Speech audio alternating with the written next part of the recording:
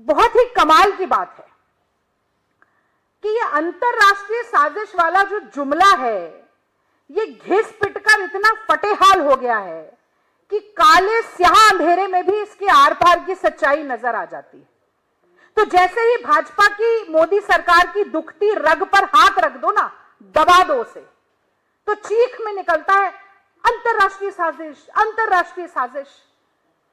तो इस देश का अन्नदाता जब कहता है कि हम काले कानून बर्दाश्त नहीं करेंगे, आप कांटे बिछाइए हमारे रास्तों पर, सड़कें उधेड़ दीजिए, लाठियां भांजिए, हम बर्दाश्त नहीं करेंगे, आंदोलन करेंगे, तो वो अन्नदाता खालिस्तानी हो जाता है, आतंकवादी हो जाता है, अंतरराष्ट्रीय साजिश और फंडिंग का हिस्सा हो जाता है। लेकिन कुछ समय बाद जिस पर ये आरोप लगा रहे थे अंतरराष्ट्रीय साजिश का हिस्सा होने का, उन्हीं की मांगों को मान भी लेते हैं। कमाल का दोगला चरित्र है।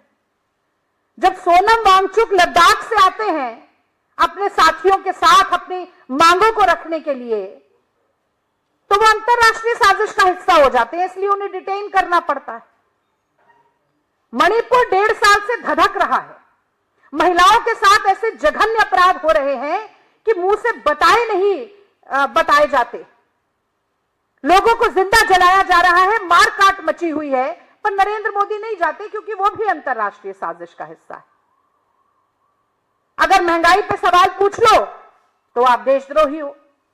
अगर नौजवान अपने अधिकारों के लिए रोजगार की मांग करते हुए और नो नॉर्मलाइजेशन की मांग करते हुए सड़कों पर उतरे हैं तो उनको लाठी मारी जाएगी क्योंकि वो भी साजिश का हिस्सा है।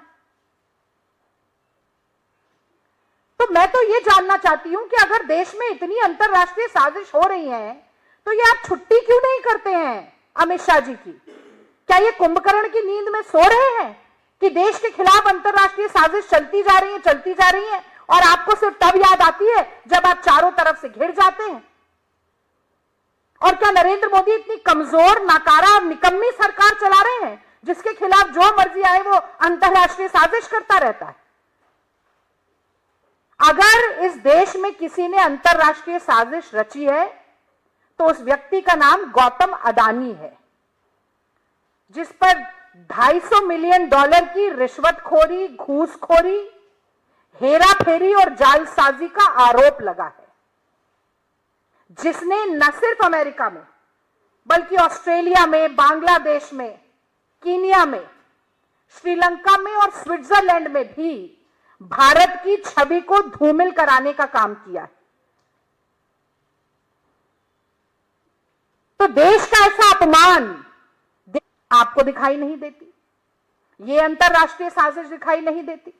और जैसा कि मैंने पहले कहा कि आज सड़क से लेकर संसद तक मोदी अडानी एक हैं, इसलिए सेफ हैं का नारा लग रहा है, तो आपको मुंह छुपाने की जगह नहीं मिल रही है। ऐसा लगता है आपने देश का नमक नहीं खाया है, आपने गौतम अडानी का नमक खाया है और उसी नमक हलाली के चक्कर में आप देश के नेता प्रतिपक्ष पर अनर्गल आरोप लगाने का काम कर रहे हैं। और देशद्रोह जैसे गंभीर मसले का इतना सरलीकरण करके अडानी के गुलामों से प्रेस वार्ता करवा रहे हैं। इससे ज्यादा शर्मनाक और बात नहीं हो सकती कोई।